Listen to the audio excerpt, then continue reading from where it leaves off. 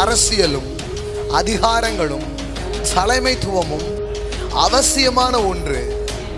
அதை தேவனே ஏற்படுத்துகிறார். கடவுள் யாரோடு ரொம்ப பேசுவாரு, யார்கிட்ட தன்னுடைய இருதயத்தை பகிர்ந்துவார் தெரியுமா? அடுத்த தலைமுறையை பற்றி சிந்திக்கிற மனிதனோடு தேவன் பேசுகிறவராக இருக்கிறார்.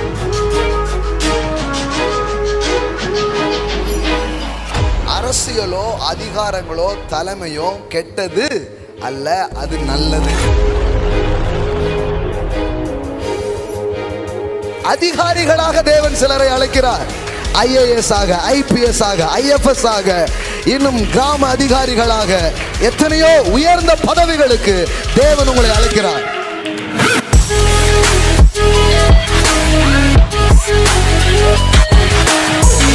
What is the purpose of authority? What is the purpose of political? What is the purpose of positions or leadership?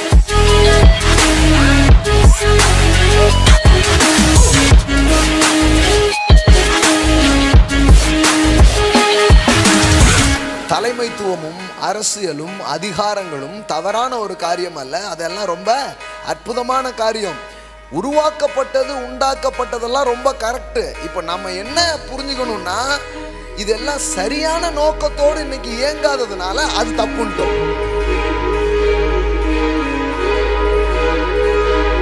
கிதியோனை கூப்பிட்டு அந்த ஊரே வேற மாதிரி மாத்தினாரு. மோசையை கூப்பிட்டு ஒரு அடிமை தலைமுறையே மாற்றி ஒரு புதிய தேசத்துக்கு அவங்களை என்ன பண்ணார், கூட்டிட்டு போறார். யோசுவாவை கொண்டு புதிய தேசத்தையே என்ன பண்றாரு, பங்கிடும்படி கட்டமைக்கும்படி செய்கிறார். எஸ்தரை கொண்டு 127 நாட்டுக்கு வருகிற அழிவை ஒரு பெண்ணை கொண்டு தேவன் தடுத்து நிறுத்தினார்.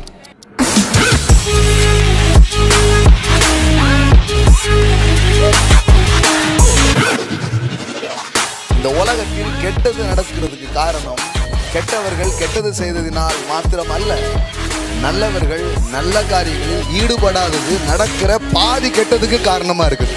நீ பாருங்க, பைபிள்ல இருக்கிற எல்லாருமே ஜெபம் பண்ணிக்கிட்டே இருந்தாங்க. அல்லேலூயா, தோத்திரம் தோத்திரம் தோத்திரம், இதே உட்கார்ந்துட்டு இருந்தாங்க. என்ன போட்டிருக்குது, போய் நாட்டையே ஆண்டு இருக்கிறாங்க.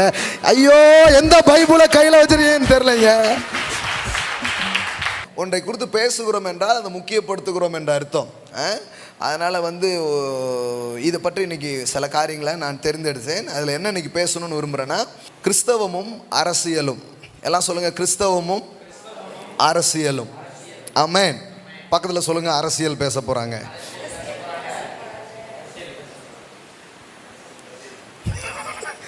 அரிசிக்கு ஏதாவது வழி இருக்கா? அதுக்கு தான் அரசியல் பேசணும். அரசியல் கரெக்டாக ஆச்சுன்னா எல்லாமே கரெக்டாக ஆகும். ஸோ ஒரு வருஷத்தில் 54 வாரங்கள் எடுத்துக்கிட்டிங்கன்னா, சபையில் எப்போமாவது இந்த சப்ஜெக்ட் பேசப்படுதுன்னு பார்த்தீங்கன்னா, நீ தேடியும் காணாதிருப்பாய் அப்படிங்கிற மாதிரி தான் என்ன பண்ணிடுச்சு ஆயிட்டு. ஆனால் உள்ளுக்குள்ளே நிறைய அரசியல் சண்டை பயங்கரமாக என்ன பண்ணும், பெருசாக நடக்கும். அதனால் கருணாநிதியே ஒரு முறை சொன்னாராம், உலக அரசியலை நீங்கள் பெருசாக கற்றுக்கணுன்னா திருநெல்வேலி பக்கமாக போனீங்கன்னா கற்றுக்கலாம் அப்படின்ட்டாங்க.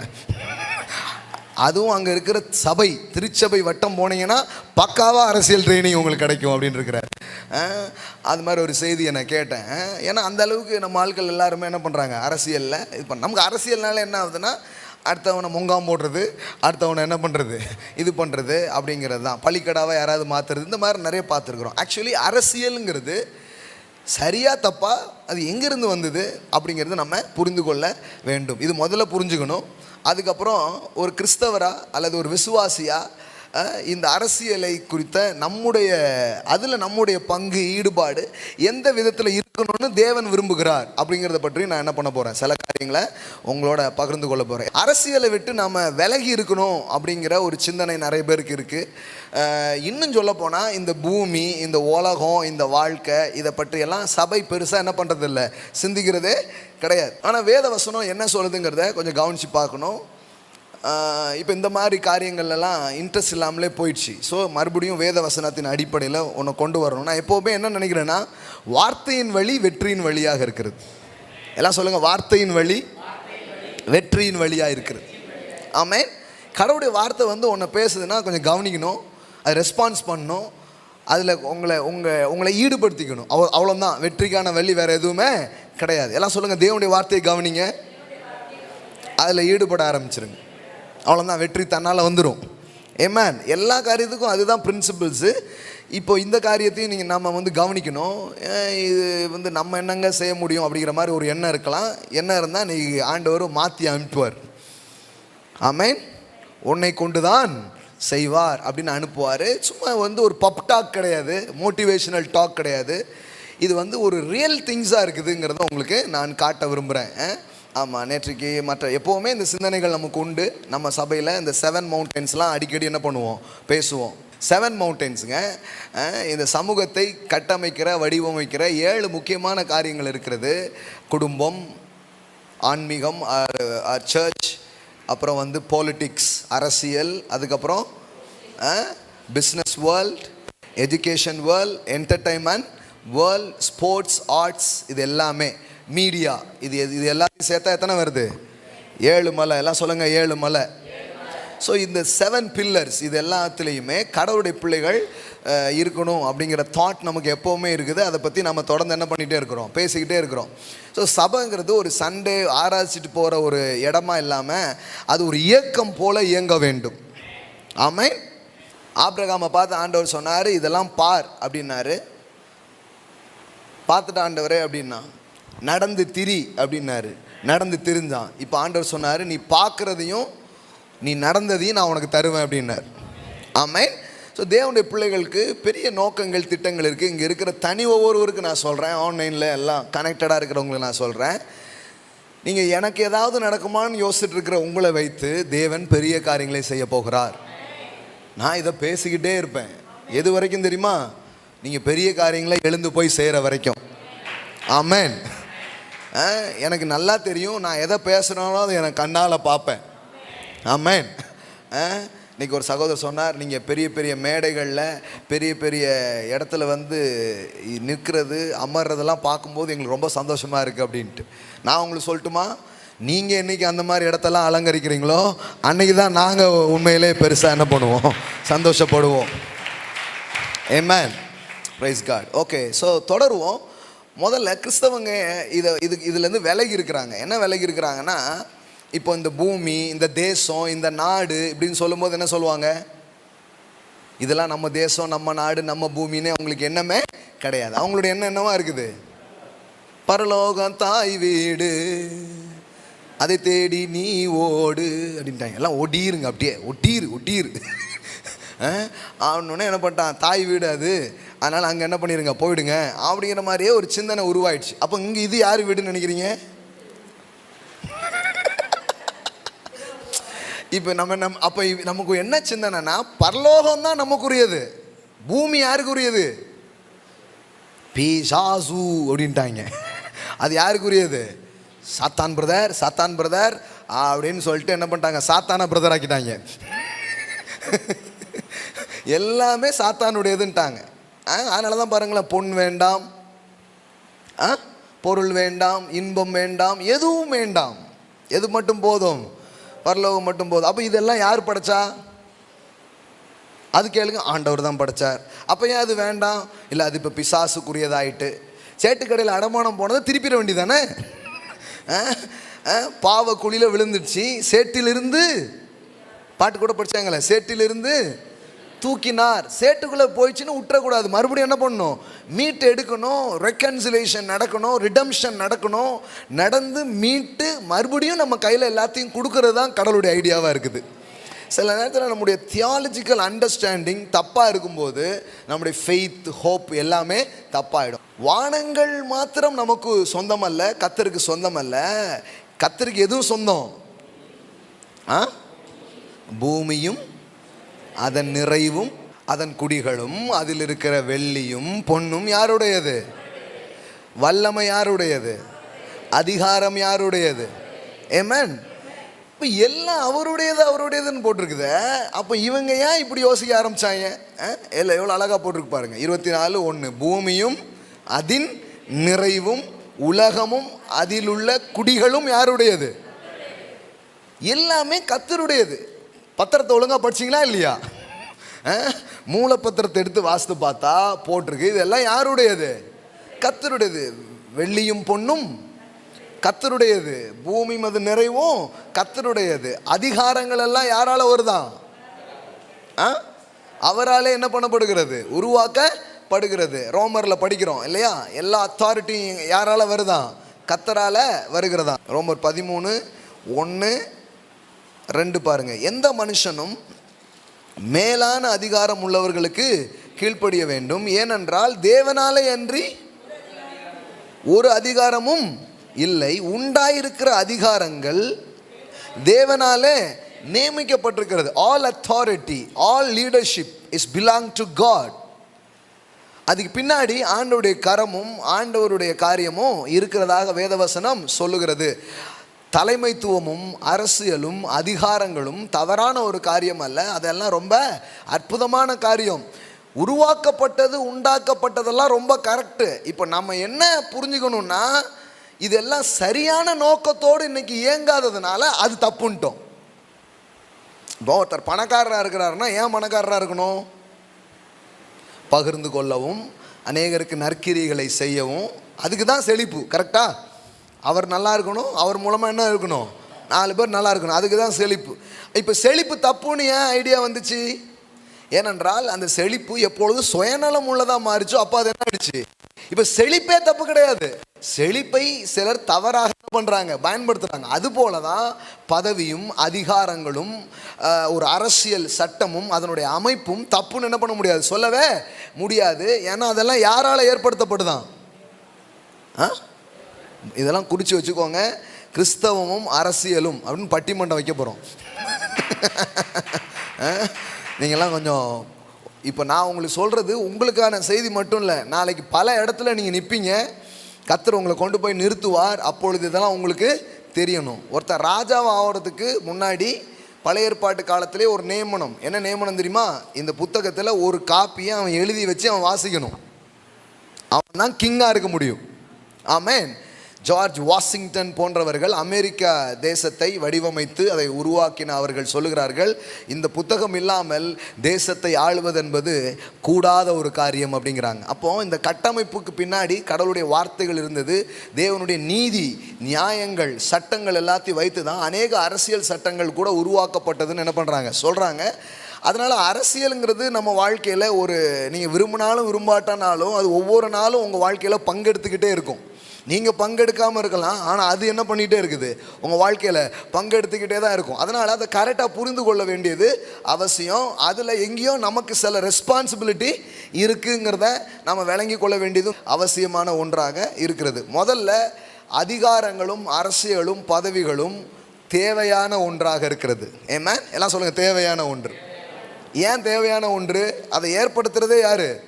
தேவன் தான் ஏற்படுத்துகிறார். ஏற்படுத்திட்டு அவர் சொல்கிறாரு, அதிகாரங்களை நான் தான் என்ன பண்ணுறேன், ஏற்படுத்துகிறேன் அப்படின்னு சொன்னது மட்டும் இல்லாமல் அங்கே என்ன போட்டிருக்கு பாருங்கள், உண்டாயிருக்கிற அதிகாரங்கள் தேவனாலே நியமிக்கப்படுகிறது, ஆதலால் அதிகாரத்துக்கு எதிர்த்து நிற்கிறவன் தேவனுடைய நியமத்திற்கு எதிர்த்து நிற்கிறான். அப்படி எதிர்த்து நிற்கிறவர்கள் தங்களுக்கு தாங்களே ஆக்கினையை வருவித்து கொள்கிறார்கள் அப்படின்னு போட்டிருக்குது. மேலும் அதிகாரிகள் நற்கிரியைகளுக்கு அல்ல துர்க்கிரியைக்கே பயங்கரமாக இருக்கிறார்கள். ஆகையால் நீ அதிகாரத்துக்கு பயப்படாதிருக்க வேண்டுமானால் நன்மை செய், அதனால் உனக்கு புகழ்ச்சி உண்டாகும். உனக்கு நன்மை உண்டாகும் பொருட்டு அவன் தேவ அரசியல்லையும் அதிகாரத்தில் இருக்கிறவங்களாம் யாராம்? அவர்கள் அரசு ஊழியர்கள் அப்படின்னு நம்ம சொல்கிறோம், ஆனால் வேதவசனம் சொல்லுது தேவ ஊழியர். ஹலோ, போலீஸ்காரங்கள்லாம் யாரு? ஒரு ஒரு ஒரு அதிகாரத்தில் ஒரு பதவியில் நீங்கள் இருந்தாலே நீங்கள் யார் தான்? சிலர் சொல்லுவாங்க, இந்த கவர்மெண்ட் ஜாப்லலாம் இருந்துக்கிட்டு நம்ம என்னைக்காவது ஆண்டவர் ஊழியத்தை சேரும் பிரதர். அவங்களுக்கு தெரியல அவங்க ஆண்டவர் ஊழியத்தை தான் செஞ்சுட்டு இருக்கிறாங்க. எல்லாம் சொல்லுங்கள், தேவ ஊழியக்காரர். You are accessing authority or leadership. இது எதையாவது ஒன்று நீங்கள் ஆக்சஸ் பண்ணுறவங்களா இருப்பீங்கன்னா already you are the minister of God. Amen. எல்லாம் சொல்லுங்கள், மினிஸ்டர் ஆஃப் காட். இப்போ நான் நிறைய பேர் நாங்கள் போகும்போது என்ன பண்ணுறீங்க, மினிஸ்ட்ரியா அப்படிம்பாங்க. அவங்களுக்கு மினிஸ்ட்ரினால என்ன வருது, ஏதோ டெல்லிக்கு சம்மந்தமுள்ள ஆள் போல் அப்படிங்கிற மாதிரி நினச்சிட்றாங்க. உண்மையிலே சொல்ல போனால் ஒரு பதவியில் ஒரு அதிகாரத்தில் கடவுள் வைத்த பொறுப்புகளில் நீங்கள் இருக்கீங்கன்னா நீங்கள் யாரா? தேவ ஊழியக்காரர். ஏமேன். ஒரு 100 பிள்ளைங்களுக்கு ஆசிரியராக அது ஒரு அதிகாரம் தானே. எங்கேயோ இப்போ அதிகாரம் எல்லார் கையிலையுமே செட்டன் லெவலில் இருக்குது, தெரியுமா உங்களுக்கு? அளவில் வேணா வித்தியாசமா இருக்கு, ஆனா இங்க அதிகாரம் இல்லாதவர்கள் யார்? எல்லார் கையிலும் என்ன இருக்குது? அத்தாரிட்டி இருக்குது இல்லையா? ஒரு அதிகாரம் என்ன பண்ணப்பட்டிருக்கிறது? கொடுக்கப்பட்டிருக்கிறது. ஒரு பவர், ஒரு அரசியல் உங்க கைகளில் ஏற்கனவே இருக்கிறது. ஒரு கணவராய் உங்க வீட்டில் யாரா இருக்கிறீங்க? அதை பத்தி எங்களுக்கு நம்பிக்கை இல்லை பிரதர், நாங்கள் எங்க அதிகாரிங்கிறீங்களா? அதான் சொன்னோம்ல, அதாவது வச்சிட்டாங்க, இருக்கா இல்லையாங்கிறது ரெண்டாவது பேசுவோம். ஆனால் வைக்கப்பட்டதுங்கிறது உண்மையாக இருக்குது. மனைவியாக என்ன இருக்குது? அது வேணால் ஒத்துக்கிறோம், அதிகாரம் நிறைய இருக்குது பிரதர், அதிகாரம் செலுத்துகிறாங்க அப்படிங்கிறாங்க. இப்படி ஒவ்வொரு அத்தாரிட்டி நமக்கு இருக்குது. சரிங்களா? ஒரு குடிமக்களாய் உங்களுக்கு என்ன இருக்கிறது? அதிகாரம் இருக்கிறது. இப்போ நீங்கள் ஓட்டு போடுறீங்கன்னா அங்கே என்ன பண்ணுறீங்க? ஒரு ஆக்சஸிங் யுவர், ஒரு விரல் புரட்சி, you are accessing your rights or authority. அதை என்ன பண்ணுறீங்க? ஆக்சஸ் பண்ணுறீங்க. அப்புறம் வந்து நீங்கள் குத்துனாலும் குத்தாட்டினாலும் மிஷினில் விழுற மாதிரி பண்ணுறதுங்கிறது வேற கதை. அதெல்லாம் அப்புறமா மிஷினை பிறகு ரிப்பேர் பார்ப்போம் நம்ம, நல்ல கடையாக பார்த்து.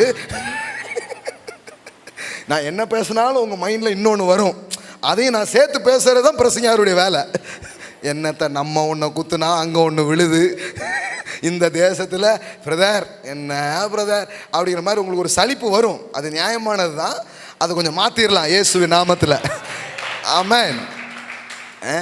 ராமன் ஆண்டான, ராவணம் ஆண்டான, யார் ஆண்டான, நம்ம கதை இப்படித்தான் இருக்க போகுது அப்படின்னு நிறைய பேர் இந்த அதிகாரத்தை குறித்து, ஆட்சியை குறித்து நம்பிக்கை இழப்பு என்ன போயிடுச்சு மக்களுக்கு. பாருங்களேன், எல்லாத்தை குறித்தும் நம்பிக்கை சொல்ல வேண்டியது இருக்குது. நல்ல வேலைக்கு போ, கடவுள் ஆசீர்வதிப்பார்னு வேலைக்கு போகிறதுக்கு ஒரு நம்பிக்கை சொல்ல வேண்டியிருக்கு.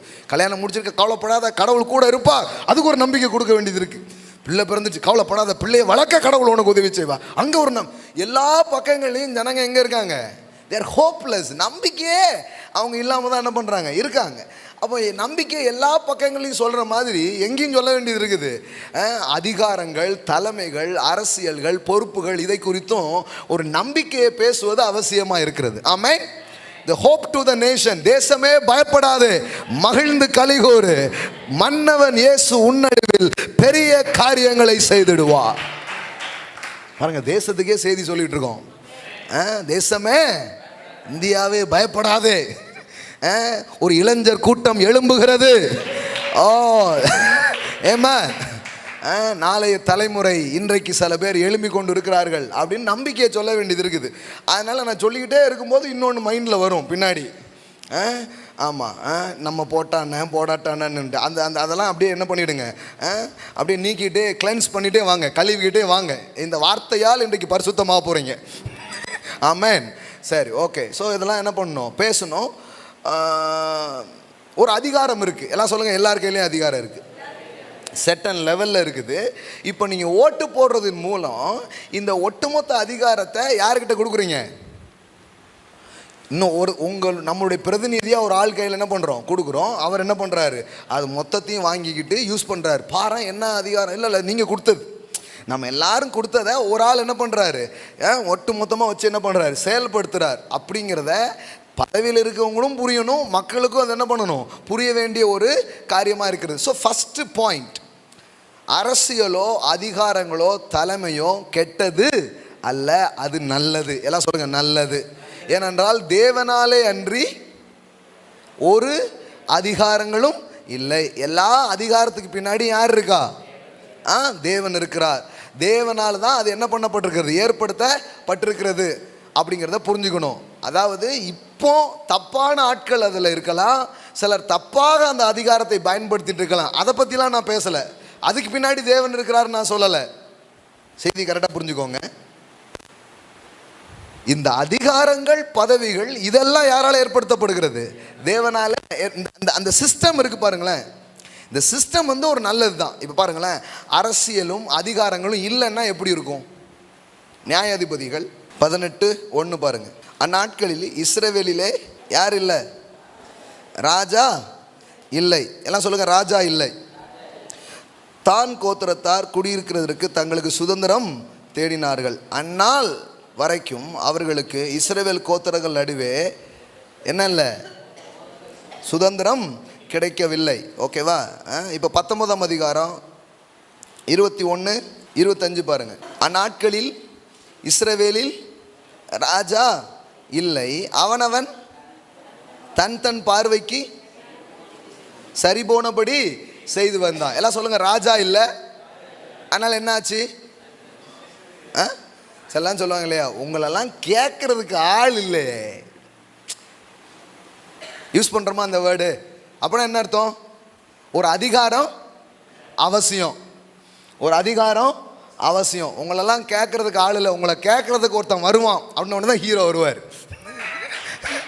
இந்த அநியாயத்தை தட்டி கேட்க யாரும் இல்லையா? அண்ணாணி கொலை ஒன்று ஹீரோ பிறப்பாரு, இல்லைன்னா அவர் அப்படி என்ன பண்ணுவார், வருவார். அது மாதிரி தான். இப்போ வந்து இதில் நிறைய இடத்துல இருக்குது, நான் ரொம்ப எடுத்துகிட்டு வரல. நீங்கள் இந்த நியாயாதிபதியில் பார்த்தீங்கன்னா ராஜா இல்லை, ராஜா இல்லை, அவன் தான் இஷ்டத்துபடியே போனான். அப்போ ஒரு ராஜா, ஒரு ராஜரீகம், ஒரு அரசாங்கம், ஒரு ஆளுகை, ஒரு லீடர்ஷிப் ரொம்ப அவசியமாக இருக்கிறது. எல்லாம் சொல்லுங்கள், அரசியலும் அதிகாரங்களும் தலைமைத்துவமும் அவசியமான ஒன்று. அதை தேவனே ஏற்படுத்துகிறார். ஆமென். அதான் வல்லமை கர்த்தருடையது, அதிகாரங்கள் கர்த்தருடையது என்றே சொல்லப்பட்டிருக்கிறது. ஆனால் இப்போ அதில் நிறைய கோளாறு இருக்கு. அந்த கோளாறை பாலாராக மாற்றுறதுக்கு தான் உங்களை அழைச்சிருக்கிறார். ஆமென். அதில் ஏகப்பட்ட பிரச்சனைகள் இருக்குது. இப்போ அந்த பிரச்சனையெல்லாம் சொல்யூஷன் ஆக்குறது தான் உங்களை கூப்பிட்டுருக்கிறார். சரிங்களா? ஏன் இழந்து போனதை தேடவும் கெட்டு போனதை ரட்சிக்கவுமே மனுஷகுமாரன் வந்தார். அப்போ அரசியல்லாம் என்னன்னு சொல்றாங்க? What is the definition? சாக்கடை. எல்லாருக்கும் தெரியுது பாருங்களேன், அரசியல் ஒரு சாக்கடை. அப்படின்னு என்ன பண்ணிட்டாங்க, அந்த சாக்கடையை பூக்கடையா மாத்துறதுக்கு தான் உங்களை கூப்பிட்டுருக்கிறார். ஹல்லேலூயா. மாற்ற முடியுமா? ஆகுமா? முதல்ல அது என்னங்கிறத விளங்கிக்கிட்டு எப்படி நீங்கள் அதில் பார்ட்டிசிபேட் பண்ண முடியும், உங்களுடைய பார்ட்டிசிபேஷன் எந்த விதத்தில் இருக்க முடியுங்கிறத உங்களுக்கு பேச போகிறேன். பாருங்கள், இதுக்கும் என் வாழ்க்கைக்கும் சம்பந்தம் இல்லைன்னு நினச்சிடாதீங்க. இதுக்கும் உங்கள் வாழ்க்கைக்கும் பெரிய சம்பந்தம் இருக்குது. இதுக்கும் உங்கள் சந்ததிக்கும் பெரிய சம்பந்தம் இருக்குது. அதிகாரத்தையும் பதவியையும் அடைவது கடினம், அதை அடைந்து விட்டால் மற்றவைகள் எல்லாம் சுலபம். இதை நான் சொல்ல, டாக்டர் அம்பேத்கர் சொன்னார். புரியுதா உங்களுக்கு? அந்த டாக்டர் எங்கன்னு கேட்டுறாதீங்க. ஆமாம், இந்த தெருவில் கர்நாடக டாக்டர் தான் ஒருத்தர் உண்டு, அவரும் இப்போ இறந்து போயிட்டார். இப்போ எந்த டாக்டர்னு கேட்டுறாதீங்க. சரிங்களா? சரி, இப்போ அது எப்படி இருக்குது? சாக்கடையாக இருக்குது. என்னதான் மாற்ற போகிறோம்? மாற்ற போகிறோம். அப்படியே வனாந்தரம் ஆயிடுச்சு. கடவுள் சொல்கிறாரு, வனாந்தரம் என்னவா மாறும்? வயல்வெளி ஆகும். ஏமா, கடுவெளி ஆயிடுச்சு. இப்போ கடுவெளி என்ன ஆகும்? களிப்பாக மாறும், பூத்து குலுங்கும். கடவுளுடைய வார்த்தையே நம்பிக்கை பேசுறது தான். முச்செடி காஞ்சோரி ஆயிடுச்சு. இப்போ ஏன் வார்த்தை வருது? இப்போ என்ன ஆகும்? தேவதாது விருட்சமும் புன்னை மரமும் முளைக்கும். ஆமென். இதுக்கு முன்னாடி முள்ளும் கல்லும் ஆயிடுச்சு. எப்படி ஆயிடுச்சு? இன்னும் சொல்ல போனால், இந்த அரசியலை விட்டு நாம் ஒதுங்கி இருக்க தப்பான ஆட்கள் அந்த இடத்தை நிரப்புவார்கள். நமக்கு ஏண்டா வம்பு அப்படின்னு நீங்கள் ஒதுங்கி இருக்க யார் வருவா? இந்த நியாயாதிபதியிலேயே ஒரு கதை இருக்குது தெரியுமா? அரசாளுவதற்காக ஒரு அழைப்பு கொடுக்கப்படுகிறது. ஒவ்வொரு மரத்துக்கும் ஒரு அழைப்பு. கடைசியில் யார் வந்து அரசாட்சி செய்வா தெரியுமா? முள்ளு மரம் தான் வந்து அரசாட்சி பண்ணும். ஏன் தெரியுமா? திராட்சை செடி வராது, என் மதுரத்தை விட்டு நான் என்ன பண்ண மாட்டேன், வரவே மாட்டேன். அப்புறம் மேன்மையாக இருக்கிற எந்த விருட்சமும் வராது. யார் தான் வருவா? அப்புறம் முள் வந்து எல்லாத்தையும் முள்ளும். சரியான ஆட்கள் உள்ளே வரலன்னா யார் தான் இருப்பா? தவறான ஆட்கள் தான் அங்கே இருப்பார்கள். அப்படிங்கிறத புரிஞ்சுக்கணும். நியாயாதிபதிகள் இந்த 9வது அதிகாரம் 8வது வசனத்திலேருந்து பாருங்கள், 9:8 பாருங்கள். விருட்சங்கள் தங்களுக்கு ஒரு ராஜாவை அபிஷேகம் பண்ணும்படி போய் ஒலிவ மரத்தை பார்த்து, நீ எங்களுக்கு என்றது. எல்லாரும் சேர்ந்து யாருக்கு ஓட்டு போடுறாங்க? ஓட்டு போடுறாங்க. அதற்கு ஒலிவ மரம், தேவர்களும் மனுஷரும் புகழுகிற என்னிலுள்ள என் கொழுமையை விட்டு மரங்களை அரசால போவேனோ என்றது. நான் இதை விட்டு என்ன பண்ண மாட்டேன், போகவே மாட்டேன் அப்படின்னு சொல்லுது. அடுத்தது அப்பொழுது மரங்கள் அத்தி மரத்துக்கு ஓட்டு போடுறாங்க, நீ வந்து எங்களுக்கு என்றது. அதற்கு அத்திமரம், நான் என் மதுரத்தையும் என் நற்கனியையும் விட்டு மரங்களை அரசால போவேனோ என்றது. அப்பொழுது மரங்கள் திராட்சை செடியை பார்த்து, இப்போ அடுத்தால எலெக்ஷன்ல யார் நிற்கா? திராட்சை செடி. விளங்குதா? பைபிள் எவ்வளோ அழகாக இருக்குது பாருங்க. திராட்சை செடி, தேவர்களையும் மனுஷரையும் மகிழ பண்ணும் என் ரசத்தை நான் விட்டு மரங்களை அரசால போவேனோ என்றது. அப்பொழுது மரங்கள் எல்லாம் முட்செடியை பார்த்து, நீ வந்து எங்களுக்கு, அதற்கு முட்செடியானது மரங்களை பார்த்து, நீங்கள் என்னை உங்களுக்கு ராஜாவாக அபிஷேகம் பண்ணுகிறது மெய்யானால் என் நிழலிலே வந்து அடையுங்கள், இல்லாவிட்டால் முட்செடியிலிருந்து அக்கினி புறப்பட்டு லீபனில் உள்ள கேதுர்களை பட்சிக்க கடவது என்னது. புரியுதா உங்களுக்கு? உங்களுக்கு ஒன்று சொல்லட்டுமா? இந்த உலகத்தில் கெட்டது நடக்கிறதுக்கு காரணம் கெட்டவர்கள் கெட்டது செய்ததினால் மாத்திரம் அல்ல, நல்லவர்கள் நல்ல காரியங்களில் ஈடுபடாதது நடக்கிற பாதி கெட்டதுக்கு காரணமாக இருக்குது. யாக்கோபு 4ஆம் அதிகாரம் 17வது வசனம் இவ்விதமாக சொல்லுகிறது. யாக்கோபு 4:17 பாருங்க. நான் இந்த செய்தி உங்கள் குடும்பத்துக்கு ரொம்ப முக்கியம், உங்கள் பிள்ளைகளுக்கு ரொம்ப முக்கியம், உங்கள் வாழ்க்கைக்கு ரொம்ப முக்கியமான ஒரு செய்தி. சரிங்களா? இதை கரெக்டாக புரிஞ்சுக்கோங்க. எப்போவுமே நாம் வந்து கனெக்டட் தான், நாம் செப்பரேட்டாக கிடையாது. எல்லாம் சொல்லுங்கள், நாம் இந்த சமூகத்தோடு தொடர்பு நிலையில் இருக்கிறோம். நீங்கள் வந்து இந்த சமூகத்தின் ஒரு அங்கம் தானே தவிர நீங்கள் ஒன்றும் தனியாக இல்லவே இல்லை. அதனால தான் man is a social animal அப்படின்ட்டாங்க. யார் சொன்னாங்கன்னே தெரில. மனிதன் ஒரு சமூக விலங்கு அப்படின்னு ஒரு பேர் என்ன பண்ணிட்டாங்க, வச்சுட்டாங்க. நீங்கள் விலங்கு கிடையாது, உங்கள் கையில் விலங்கும் கிடையாது, நீங்கள் விடுதலையாக்கப்பட்டிருக்கிறீர்கள். ஆமென். ஆமாம், சத்தியத்தை அறிவீர்கள், சத்தியம் உங்களை, அவ்வளோதான். நீங்கள் வந்து விலங்கு கிடையாது. சரிங்களா? ஆனால் சமூகத்தில் நீங்கள் யார்? ஒரு அங்கம். இங்கே நடக்கிற ஒவ்வொரு காரியமும் ஒரு கனெக்ஷன்ஸில் தான் அது இருக்குது. யாருக்கோ நமக்கு என்ன அப்படின்னு போனீங்கன்னா அப்படி கிடையாது. நம்ம எல்லாருக்கும் என்ன இருக்குது? சம்பந்தம் இருக்குது. 4:17 ஆதலால் ஒருவன் நன்மை செய்ய அறிந்தவனாக இருந்தும் அதை செய்யாமல் போனால் அது அவனுக்கு. எத்தனை பேர் இது இப்படி ஒரு பாவத்தை பற்றி கேள்விப்பட்டிருக்கீங்க? நம்ம சில சொல்லுவாங்க, நான் யாருக்கும் எந்த தீங்கும் பண்ணுறதில்லை. சரி, யாருக்காவது ஏதாவது நல்லது பண்ணீங்களா? அது பண்ணதே கிடையாதுங்க. சில சொல்லுவாங்க, நான் உண்டு, என் வேலை உண்டுன்னு இருப்பேன். அப்புறம் அது மாதிரி சுயநலமான வாழ்க்கை வேறு ஏதாவது இருக்கா? நம்மளால் உபகாரம் இல்லாட்டனாலும் உபத்திரவம் இல்லாமல் இருக்கணும். எவ்வளோ டைலாக் கண்டுபிடிச்சிருக்காங்க பாருங்க. இருக்கிற இடம் தெரியாமல் இருந்துருன்னு போ, இது ஒரு டைலாக். இவ்வளோ அடிக்கி வச்சுருக்காங்க. இதெல்லாம் என் காது கூட கேட்டது இன்னும் 100 வச்சுருப்பாங்க. எதுக்கு? ஒதுங்கி வந்துடணும். அதெல்லாம் நம்ம அப்படியே கூடாது, அப்படியே இருந்துடணும். அழுக்காங்குழுங்காமல் போயிட்டு வந்துடணும். இப்படியே பேசி வளர்த்துட்டாங்க பாருங்களேன். நமக்கும் சமூகத்துக்கும் தொடர்பே இல்லை. சமூகம் வேற, நாம் வேற. எவன் எக்காட்டு போட்டால் நமக்கு என்ன அப்படிங்கிற ஒரு எண்ணத்தில் போகும்போது நாம் இன்னும் சமூகத்தில் இணைக்கப்பட்டிருக்கிறோங்கிறது நமக்கு புரியவே இல்லை. இன்னும் சொல்ல போனால், நீங்கள் சமூகத்தோடு மட்டுமல்ல, இந்த சமூகத்தை வேறு விதமாய் வடிவமைக்கக்கூடிய பரலோகத்தோடும் நீங்கள் இணைக்கப்பட்டிருக்கிறீங்க என்பதுதான் சத்தியமாக இருக்கிறது. ஆமென். You are connected in the heavenly realm or the heavenly government. இந்த சமூகத்தை விட ஒரு மேலான ஒரு சமூகம் ஒன்று இருக்கிறது. இந்த கலாச்சாரத்தை விட ஒரு மேலான கலாச்சாரம் இருக்கிறது. அதோடு நீங்கள் இணைக்கப்பட்டிருக்கிறதுனால அந்த இணைப்பின் மூலம் இங்கு எந்த மாற்றமும் சாத்தியமாக இருக்கிறது என்பதை நீங்கள் புரிந்து கொள்ள வேண்டும். அல்லேலூயா. எல்லாம் சொல்லுங்க, பரலோக தேவனோடு, பரலோக ராஜ்யத்தோடு நான் இணைக்கப்பட்டிருக்கிறபடியால் இந்த சமூகத்திலே மாற்றங்களை கொண்டு வர முடியும். ஆமென். எனக்கு என்னன்னு சில பேர் நினச்சிருந்தா நீங்கள் இப்போ உட்கார்ந்துருந்த இடத்துல நீங்கள் உட்கார்ந்துருக்க மாட்டீங்க. அது தெரியுமா உங்களுக்கு? நீங்கள் இன்றைக்கு சாப்பிட்டு கொண்டிருக்கிற ஒவ்வொரு பழங்களும் யாரோ வைத்த மரத்திலிருந்து வந்தவைகள். நீங்கள் அனுபவித்து கொண்டிருக்கும் ஒவ்வொரு நிழலும் யாரோ ஒருத்தர் நட்டு வைத்ததிலிருந்து வந்திருக்கிற காரியங்கள். இன்றைக்கு நீங்கள் அணைத்து கொண்டிருக்கிற சில சலுகைகள், சில மாற்றங்கள், இதுக்கு பின்னாடி இரத்தங்களும் வேர்வைகளும் உழைப்புகளும் தியாகங்களும் போடப்பட்டதின் விளைவாகத்தான் நீங்கள் இந்த அறுவடையை அனுபவித்து கொண்டிருக்கிறீர்கள். இதை என்னைக்கு ஒரு சமூகம் மறக்குதோ அன்னைக்கு சுயநலமான ஒரு சந்ததி பின்னாடி என்ன பண்ண ஆரம்பிக்குது, வர ஆரம்பிக்குது. நாம் என்னைக்குமே பாருங்களேன், அடுத்த தலைமுறையை பற்றி சிந்தித்து அதுபோல பிந்திய தலைமுறையும் சிந்தித்து நாம் வாழும் பொழுது இப்பொழுது வாழுகிற இந்த வாழ்க்கையை தரமாக நம்மால் வாழ முடியும். ஆமென். ரெண்டு கூட்டம், பழைய தலைமுறையை மறப்பதும் எதிர்கால சந்ததியை பற்றி சிந்திக்காததும் இவர்கள் எழும்புவதுதான் மிகப்பெரிய பிரச்சனையாக இருக்கிறது. இஸ்ரவேல் மக்களுக்கு ஒரு பிரச்சனை இருந்ததாம். இதே நியாயாதிபதிகள் புத்தகத்தில் தான் போட்டிருக்குது.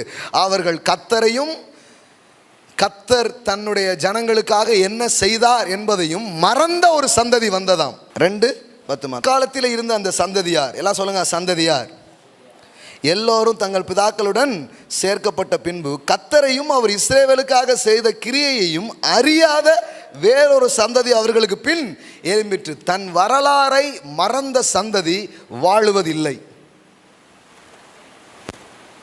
பார்த்தீங்களா எவ்வளோ தூரமாக இருக்கீங்க தெரியுதா? இப்போ இந்த வார்த்தை எத்தனை பேர் சௌவியமாக இருந்ததுன்னு எனக்கு தெரியல. தங்கள் வரலாறை மறந்த சந்ததிகள் என்ன பண்ணாது, வாழவே வாழாது. அப்படின்னா இந்த இடத்துக்கு நம்ம எப்படி வந்தோம்? இவ்வளோ பயணங்கள் நடந்திருக்குது. எப்படி நடந்தது? எத்தனையோ பேர், உங்கள் கண் பார்க்காத எத்தனையோ பேர் சில பண்ண தியாகங்கள், சில முயற்சிகள், சில காரியங்கள் இவ்வளோ தூரம் வருவதற்கு காரணமாக மாறி இருக்கிறது. நான் சும்மா மைக்கு பிடிக்க நினைக்க முடியாது. நான் இப்படி நிற்கிறதுக்கு சில பேர் பின்னாடி எங்கேயோ காரணமாக இருக்கிறாங்க. அதனால தான் நான் முன்னாடி நின்றுட்டு இருக்கிறேன். நீங்களாக இருக்கிறீங்கன்னா அதுக்கு பின்னாடி ஒரு வரலாறு இருக்குது. அதுபோல் அடுத்த சந்ததியை பற்றியும் நீங்கள் என்ன பண்ணணும், சிந்திக்கணும். சில மோசமான ஆட்கள் இருக்காங்க, ஏதோ தான் சாப்பிட்டோம் தான் கதையோடு முடிஞ்சால் போதும், அடுத்தாவில் எவன் எப்படி இருந்தானே அப்படி யோசிக்கிறாங்க. That's a wrong attitudes. ஒரு தீர்க்கதரிசி வந்து சொல்கிறான், எசேக்கியா உன்னுடைய பிள்ளைகளுடைய நாட்களில் நீ சேர்த்து வச்சதெல்லாம் பாபிலோனுக்கு போயிடும் அப்படின்ட்டு. அவன் சொல்கிறான், என் காலத்தில் நல்லா தானே இருக்கும் அப்படிங்க. எவ்வளோ சுயநலமான ஒரு எண்ணம் பாருங்க. அடுத்த சந்ததி எப்படி போனால் எனக்கு என்ன?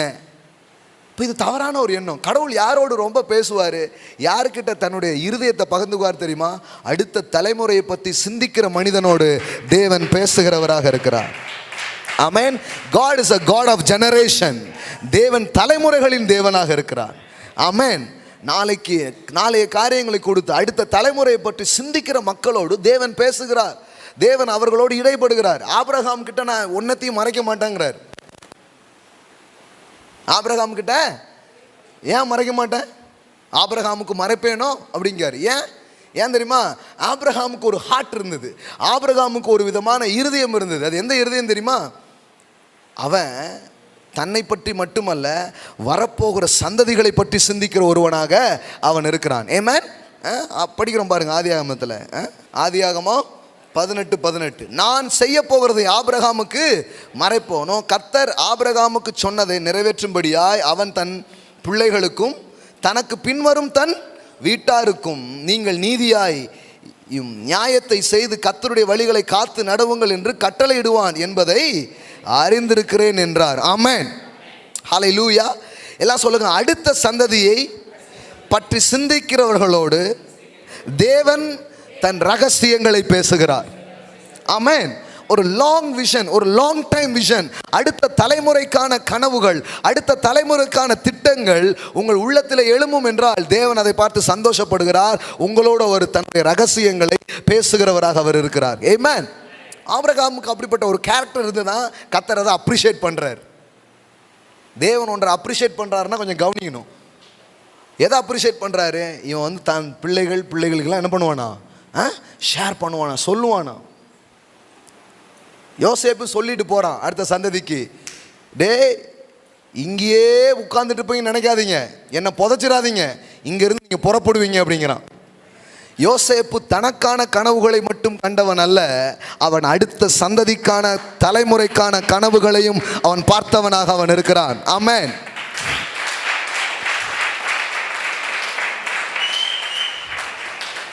அப்போ முந்திய தலைமுறையின் வரலாறு ரொம்ப முக்கியம்.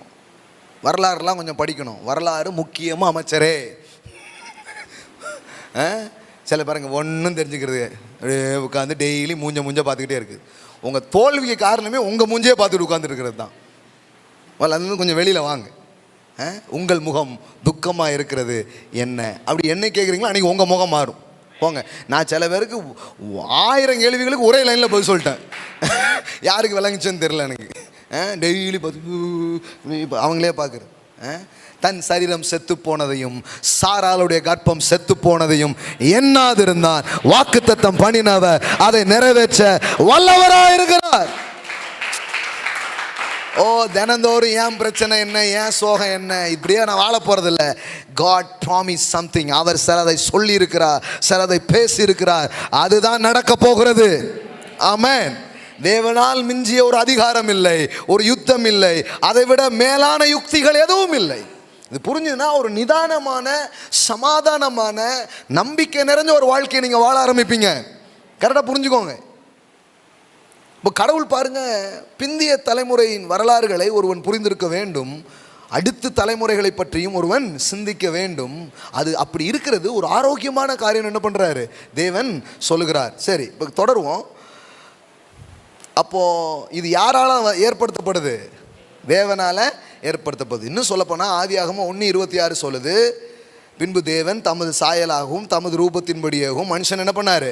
உண்டாக்கி பூமியும் அதில் இருக்கிற எல்லாத்தையும் அவனுக்கு கீழ்ப்படுத்தி, இப்போ அவனை பார்த்து சொல்றாரு, என்ன பண்ணிக்கோ, ஆண்டுகோள். எல்லாம் சொல்லுங்க, ஆண்டுகோள் என்று சொல்லி என்ன பண்ணாரு? ஆசீர்வதித்தார். ஆண்டுகோள்னா என்ன அர்த்தம்?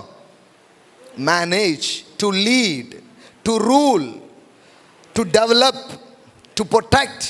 அந்த அந்த அந்த அந்த மம்லகா அப்படின்னு சொல்கிற அந்த எப்ரே வார்த்தைக்கான அர்த்தங்களை போய் நீங்கள் வாசித்து பார்த்தீங்கன்னா, அந்த ரூல் அப்படிங்கிறதுக்கு பல அர்த்தம் இருக்குது. ஆண்டு கொள்ளுங்கள் அப்படிங்கிறதுக்கு நிறைய இருக்குது. லீட், மேனேஜ், கல்டிவேட், நிறைய அர்த்தம் இருக்குது. கடவுள் வந்து கொடுத்தார். சங்கீதம் 115:16 விதமாய் சொல்லுகிறது, வானங்கள் கர்த்தருடையவைகள், பூமியையும். அப்போ அந்த பூமி யாருடையது? எல்லாம் சொல்லுங்க, இது நம்ம பூமி. ஆமென். எல்லாம் சொல்லுங்க, இது நம்ம பூமி. ஆமென். கடவுள் மனுவர்க்கத்தை, இந்த உலகத்தை துறக்க படைக்காமல் இந்த உலகத்தை சுதந்தரிக்க படைத்தார். அவனுக்கென்று கொடுக்கப்பட்ட சாம்ராஜ்யத்தை, அவனுக்கென்று கொடுக்கப்பட்ட ஆளுகையை அவன் ஒரு இடத்தில் இழந்து விடுகிறான். அந்த இழந்த ஆளுகையை ஒருவர் மீட்டு தருகிறார். அதுதான் சுவிசேஷம். அதனால தான் இயேசு சுவிசேஷத்தை உலகமெங்கும் சொல்லுங்கள் என்று சொல்வதற்கு முன்பாக முந்திய வார்த்தைகளில் மத்தேயு 28 15, 16, 17 அந்த வசனங்களில் இயேசு என்ன சொல்றாரு? வானத்திலும் பூமியிலும் சகல அதிகாரமும் ஆகையால் நீங்க என்ன பண்ணுங்க? புறப்பட்டு போங்கள். எங்க போங்க? சர்ச்சை விட்டு முதல்ல கிளம்புங்கிறாரு.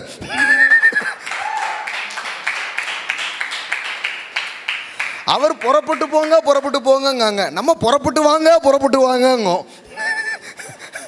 உள்ள வந்தவன் என்ன சொல்லணும்? புறப்பட்டு போங்கள். ஆமென். எங்க? உலகமெங்கும் புறப்பட்டு போங்க. அல்லேலூயா. பெரிய அழைப்பு இருக்குதுங்க உங்களுக்கு.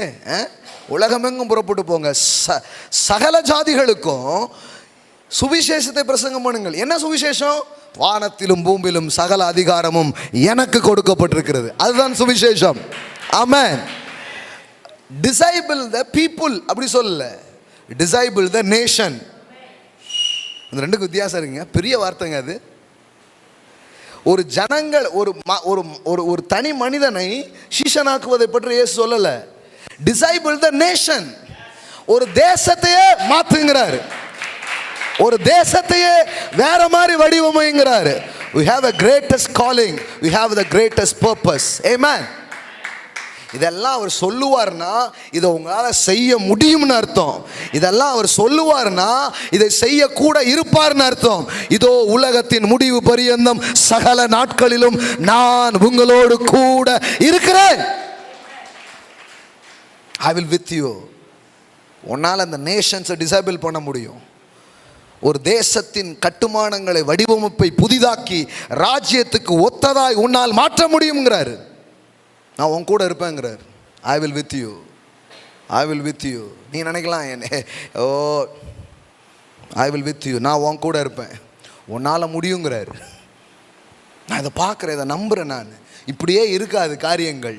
ரொம்ப பெரும் அளவில் நாம் பெரிய மாற்றங்களை நாம் பார்க்க ஆரம்பிப்போம். ஆமென். ஸோ அப்போ பாருங்க, இந்த எர்த், இந்த பூமி யாருக்குரியதாக இருக்கிறதா? யாருக்குரியது? எல்லாம் சொல்லுங்க, இது நம்ம பூமி. பவுல் அப்போஸ்தலன் சொல்லுகிறார், எல்லாம் உங்களுடையது. பவுல் கூட உங்களுக்குடையவன் தான். உலகமே உங்களுக்குரியதுங்கிறார். வாசித்திருக்கீங்களா அந்த வசனம்? உலகம் யாருடையது? உங்களுடையது. இது சபைக்கு புரியலை. ஆனால் வெளியில் இருக்கிற ஒருத்தன் சொல்கிறான், உலகம் பிறந்தது எனக்காக, ஓடும் நதிகளும் எனக்காக, லலலலான்னு பாடிட்டு போயிட்டே இருக்கான். நம்ம ஆட்கள் வெறுத்து விடுவாயாக, துறந்து விடுவாயாக. ஆமாம், உயிரே விட வேண்டியதான். அப்புறம் எங்கே இருந்து தான் இங்கே வந்தாங்கன்னே தெரில பாருங்க. சிந்தனைகளையும் நம்பிக்கையும் நாசப்படுத்திட்டு போயிட்டாங்க கொஞ்சம் பேர். இவன் மறுபடியும் தட்டி கிளப்புறதே ஒரு பெரிய வேலையாக இருக்குது பாருங்க. இப்போ நான் சில பேர்லாம் நம்ம ஞாயிற்றுக்கிழமை சபைக்கு வந்திருக்கோமாங்கிற டவுட்டே உட்காந்துருக்கீங்க பார்த்தீங்களா? சண்டே சர்வீஸ் மாதிரியே இல்லையே. நான் உங்கள் வண்டியை சர்வீஸ் பண்ணிட்டு இருக்கிறார் ஆண்டவர் உட்காந்து. ஆண்டாண்டு காலத்துக்கு ஓடுற அளவுக்கு ஒரு சர்வீஸ் நடக்குது. ஆமென். இதான் ரியல் சர்வீஸ்ங்க.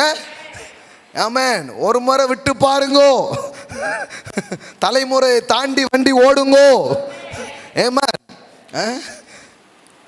அப்படி ஆகிட்டாங்க. அதனால் இப்போ கொஞ்சம் புதுசாகவே இருக்கும். இப்போ நான் பண்ணும்போது கொஞ்சம் புதுசாகவே இருக்கு. என்ன இதெல்லாம் பேசிகிட்டு இருக்காங்களே, இதெல்லாமே தேவை. கர்த்தர் உங்களை ஆசீர்வதிப்பார், கர்த்தர் உங்களை காக்க கடவர், கவலைப்படாதீங்க, கண்ணீரை துடைப்பார், சென்று வாருங்கள் அப்படின்னு ஹல்லேலூயா அப்படின்னு போயிருப்பீங்க. என்ன பிரதர், தேசமே நம்ம தான் பார்த்துக்கணுங்க. இந்தியா நாட்டை நானாக பார்த்துக்கணும். என் வீட்டை பார்த்துக்கிறதே ரொம்ப கஷ்டம். என் வீட்டுக்காரரை பார்த்துக்கிறது ஆதாவோட கஷ்டம். என் பிள்ளைகளை ஐயோ ரெண்டும் அப்படின்ட்டு பதறிட்டு இருக்காங்க. நான் இப்போ சில இதெல்லாம் ஓப்பன் பண்ணல, டைம் இருந்தால் கொஞ்சம் ஓப்பன் பண்ணி காட்டுறேன். நீங்கள் பார்த்தீங்கன்னா உங்களுக்கே ஆச்சரியமாயிரும். கடவுள் கூப்பிட்டா எல்லாரும் அப்படி தான் இருந்திருக்கிறாங்க. ஆமென். அதனால் நீங்கள் இது கனெக்டடாக இல்லாத ஒரு மேட்ரு நினைக்காதீங்க, ரொம்ப கனெக்டடாக இருக்குது உங்களுக்கு. ஆமென். சரி, எல்லாம் சொல்லுங்கள், எனக்குரியதாக இருக்கிறது. ஆமென். அதனால் ஒதுங்கி நிற்காதீங்க. உலகம்னு தப்பு, அரசியல் தப்பு, எல்லாம் தப்புன்ட்டாங்க. நான் தெளிவாக சொல்லிட்டேன். இது எல்லாம் யாருடையதா? யார் ஏற்படுத்தினா? இது தேவன் தான் ஏற்படுத்தினாரு. ஆனால் இதில் என்ன நடந்திருக்குது? பிரச்சனை நடந்திருக்குது, கோளாறு நடந்திருக்குது. இயேசு இப்போ என்ன சொல்ல வர்றாரு? இல்லை வேதம் நமக்கு என்ன சொல்ல வருது? கிறிஸ்தவனே, உனக்கு அரசியல் தேவையே இல்லை, ஆத்துமாதாயம் மட்டும் பண்ணிட்டு கிளம்பி வந்து சேர், வீடு வந்து சேர் அப்படின்ட்டாரா? அப்படி தான் சபை புரிஞ்சுக்கிட்டு அதுக்கப்புறம் ஆத்துமாதாயம் பண்ணால் அங்கே 4 பேர் பண்ணக்கூடாதுங்க. இப்போ தான் மண்டையில் உரைக்கி, ஆஹா அப்போ வாங்க நம்ம ஒரு கட்சி ஆரம்பிப்போம் அப்படிங்காங்க. ஆத்துமாதாயம் பண்ணுறது தான் நோக்கன்ட்டாங்க. கிளம்பி போனால் பண்ண முடிய மாட்டேங்குது. ஏன்னா சில அரசியல் எதிர்ப்புகள், அரசியலில் சில தடைகள் இதெல்லாம் இருக்குது. இப்போ அதுக்கப்புறம் உட்காந்துக்கிட்டு பாஸ்டர்கள், ஊழியர்காரங்கெல்லாம் உட்காந்து என்ன பண்ணுறாங்க? நாம் அரசியலுக்கும் நமக்கும் ஏதோ சம்மந்தம் இருக்கும் பிரதர், ஆத்துமாதாயம் பண்ணுனாலும் இதில் ஏதோ வேலை செஞ்சால் தான் ஒழுங்காக பண்ண முடியுங்கிறது இப்போ தான் யோசிக்கிறாங்க உட்காந்து. அப்போ இதுதான் உங்கள் பொருளாதாரத்துக்கும் அரசியலுக்கும் சம்மந்தம் இருக்குது, தெரியும்ல? இப்போ நீங்கள் வாங்கிட்டு இருக்கிற சம்பளத்துக்கும் இல்லை நீங்கள் செலவு பண்ணுற காசுக்கும் எதுக்கும் சம்மந்தம் இருக்குது? சம்மந்தம் இருக்குது. எல்லாத்துக்கும் அதோட என்ன இருக்குது? ஒரு கனெக்ஷன் இருக்குது. நம்ம கனெக்ஷனே இல்லைன்னு நினைக்கிறதுனால தான் பெரிய பிரச்சனை. பாருங்களேன், நம்ம இந்த பூலோகத்தோடு தொடர்பில்லாதவர்களாக மாறுவது கடவுளுடைய ஐடியா கிடையாது. நீங்கள் அதில் தொடர்புடையவர்களாக மாறணும், நீங்கள் மாறணும். அதான் கடவுளுக்கு ரொம்ப விருப்பம். அதனால தான் என்ன பண்ணுறாரு, ரொம்ப ஒரு மாதிரி இருக்கிற அந்த உலகத்தில் உங்களை கொண்டு வந்து வைக்கிறாரு. என்ன சொல்கிறாரு? நீ புளித்த மாவு மாதிரி, நீ you are like a yeast. நீ என்ன பண்ண முடியும்? இந்த முழு உலகத்தை எப்படி கொஞ்சோல இருக்கிற உரமோர் முழு பாலையும் தயிராக மாற்றுதோ அதுபோல் சிறிய எண்ணிக்கையாக நீ இருக்கலாம்.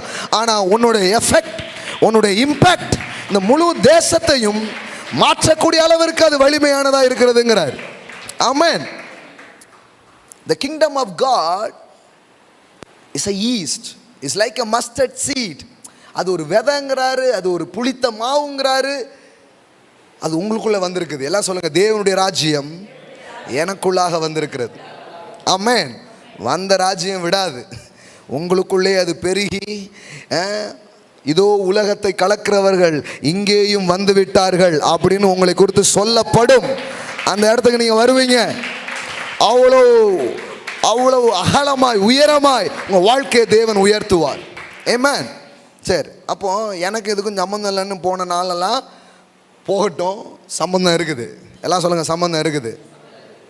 இப்போ இது கர்த்தர் தான் ஏற்படுத்தினாரு. அரசியல், அதிகாரம், வல்லமை கர்த்தர் வந்தது. வேதம் சொல்லுது, நன்மையான எந்த ஈவும்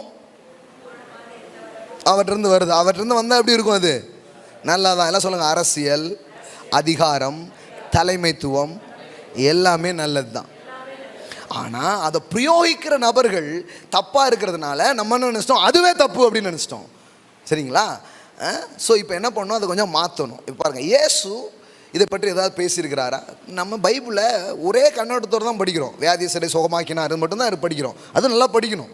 புரியுங்களா? அது ரொம்ப படிக்கணும். படித்து சுகமாக இருக்கணும், வியாதியோடு இருக்கக்கூடாது. இரும்பேனமாகவே இருந்தீங்கன்னா எப்படி?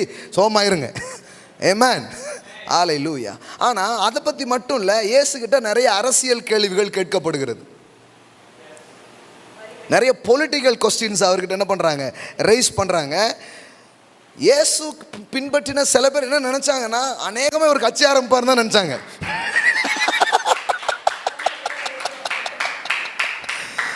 இவர் ராஜ்யம்னு ரஜினி ரசிகருக்கு மாதிரியே எப்படி இவர் வந்துருவாருன்னா இவர் கிளம்பிடுவாங்க. ஐயா, நீங்கள் வந்துடுவீங்கன்னு தான் நாங்கள் நினச்சிக்கிட்டு இருக்கிறோம். நீங்கள் கிளம்பிடுவீங்களே அவனோட இவங்களாம் ரொம்ப டவுட் ஆகிடுச்சு. ஒரு முறை கேட்டாங்க. அதெல்லாம் இருக்குது பைபிளில், கொஞ்சம் தெளிவாக நீங்கள் நான் உங்களுக்கு சொல்கிறேன். இயேசுவிடம் நிறைய அரசியல் கேள்விகள் கேட்கப்பட்டது. அவர் நிறைய காரியங்கள் அரசியலை பற்றி என்ன பண்ணியிருக்கிறாரு? பேசியிருக்கிறார். அவர் பேசின பிரசங்கங்களுக்கு நிறைய அரசியல் விமர்சனங்கள்லாம் வருகிறது. தலையங்கத்திலே தலைவர் இருந்திருக்கிறார் அப்போவுமே. ஆமென். இன்னும் 2-3 நாள் இங்கே தான் இருப்பேன்னு அந்த நரிக்கிட்ட போய் சொல்லு அப்படின்ட்டார். யாரை நரினாரு? அந்த ஊர் ராஜா ஏறது. அந்த நரிக்கிட்ட போய் சொல்லு, நான் இங்கே தான் இருப்பேன் அப்படின்ட்டு. புரியுதா உங்களுக்கு? தீர்க்கதரிசி எவனும் அவன் ஊரில் ஒன்றும் பண்ண முடியாது, இங்கே வேலை நடக்கணுன்ட்டார். போய் சொல்லு, இங்கே தான் இருப்பேன் அப்படின்ட்டார். போல்டானவராக இருந்தார், தைரியம் நிறைஞ்சவராக இருந்தார். நம்ம அன்புனா கோலத்தனம்னு எங்கேயோ நமக்கு மண்டையில் எழுதிட்டாங்க. இது யார் பண்ண சதின்னு தெரில. எல்லாம் சொல்லுங்க, அன்புனா கோழைத்தனம் கிடையாது. அன்புனா வீரம்னு அர்த்தம். Love is a powerful things.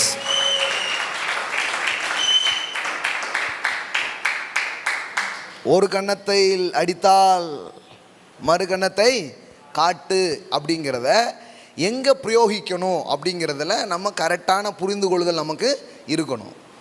சும்மா வாங்கிட்டே கிடக்கணுங்கிறதுக்காக சொல்லலை பாருங்க.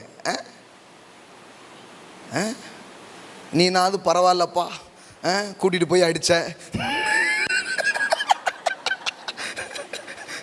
அவன் பரவாயில்லப்பா, ஒரு கோட்டரை வாங்கி ஊற்றி ஒடிச்சு அடித்தான். இப்படி அவன் ரொம்ப நல்லவன் அப்படிங்கிறதுக்காக அடி வாங்கிட்டே போகணும் அப்படி கிடையாதுங்க. இயேசு கன்னத்திலே ஒருத்தன் அடிக்கிறான். அவர் அடிச்சாப்பா, இந்த கன்னத்தில் அடிச்சுக்கோ, வா வா வா வா வா வா வா அப்படின்னாரா? அவர் கேட்டார், என்னை ஏன் அடிச்ச அப்படின்னு கேட்டார். என்னை ஏன் அடிச்ச அப்படின்னு கேட்டாரா? கேட்கலையா? உங்கள் பைபிளில் இருக்கா? பில்லி கிரகாமுடைய உடன் ஊழியர் ஒருத்தர் இந்தியாவில் பிரசங்கம் பண்ணிட்டு இருந்தார். பிரசங்கம் பண்ணிட்டு இருக்கும்போது ஒருத்தன் மேடையிலேயே ஓங்கி கன்னத்தில் என்ன பண்ணிட்டான்? அடிச்சிட்டான். இப்படி நின்று பேசிகிட்டு இருக்கிறாரு, என்ன பண்ணிட்டான்?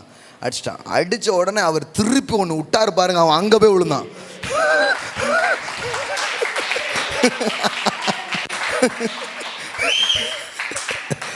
பல கிதியோன் படைகள் இங்கே தான் இருக்கு போல. அப்போ அவன் கேட்டானா, நீங்கள் வசனத்தை மீறிட்டீங்களே அப்படின்னு அடி வாங்கின சொல்லியிருக்கிறான். அவன் சொன்னார், நான் மீறவே இல்லை அப்படின்னாரு. இல்லை, மீறிட்டீங்க அப்படின்னா. ஒருத்தன் வலது கன்னத்தில் அடித்தால் இடது கன்னத்தை காட்டுன்னு இருக்கு, நீ இடது கன்னத்தில் அடிச்சிட்டாடா அப்படின்னாரான். இப்போ எய்த்தால நின்று இப்படி அடிச்சிங்கன்னா எங்கே அடிக்க முடியும்? லெஃப்டில் தானே அடிக்க முடியும். இப்படி தானே வலது கை தான் வைப்பீங்க. நீ தப்பான கன்னத்தில் அடிச்சிட்ட அப்படின்னாரான். நீ எவ்வளோ நாளும் கூப்பிட்டு நாங்கள் வாங்கிட்டே போவோம் அப்படிங்கிறது கிடையாது. அவர் என்ன சொல்கிறாரு? கூடுமான மட்டும் சமாதானம் மாதிரி. வலது கணத்தை காட்டினா என்ன அர்த்தம்னா, நீ உன்னுடைய கோல், சண்டையை உன்னுடைய கோலா வைக்காதப்பா, சமாதானத்தை உன் கோலா வைன்னு அர்த்தம். எத்தனை பேருக்கு விளங்குச்சு? எல்லாம் சொல்லுங்க, சண்டை நம்முடைய லட்சியம் அல்ல, சமாதானமே நம்முடைய லட்சியம்.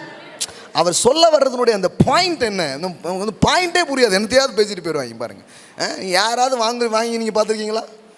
வலது கணத்தில் எடுத்தாலும் எல்லாம் வாங்க மாட்டாங்க, ரெண்டு கணத்துலையும் சேர்த்து கொடுத்துட்டு போயிட்டே இருப்பாங்க. அதனால தான் நிறைய பேர் பைபிளில் போட்டிருக்கான்னு ஒரு மாதிரி ஆக்கிட்டாங்க. எவ்வளோ உன்னதமான ஞானத்தை எவ்வளோ சீப்பாக்கிட்டீங்களாடா. அப்படி கிடையாது பாருங்க. பொறுமையாக இரு, நிதானமாக இரு, சண்டையை விரும்பாத, முடிஞ்ச வரைக்கும் எப்படி இரு, சமாதானத்தை நாடு, சமாதானத்தை விரும்பு. அப்படிங்கிறதுக்காக தான் இதெல்லாம் என்ன பண்ணுங்க சொல்லியிருக்கிறாரு. இது எல்லா இடத்துலையும் பொருந்தாது. இப்போ நீங்கள் ஒரு இராணுவ வீரராக இருக்கிறீங்க, தேசத்துக்காக யுத்தம் பண்ண போகிறீங்க. இப்போ நீங்கள் அங்கே இந்த வசனத்தை எப்படி அப்ளை பண்ணுவீங்க? ஒருவன் உன்னுடைய ரைட் சைடில் சுட்டாம்னா லெஃப்ட் சைட்லேயும் சுட்டுக்கோ அப்படிம்பீங்களா நீங்கள்? அவனை வீரன்பீங்களா நீங்கள்? உன்னை போலீஸ் வேலைக்கு தப்பாக எடுத்துருக்காங்க அப்படின்றாய்.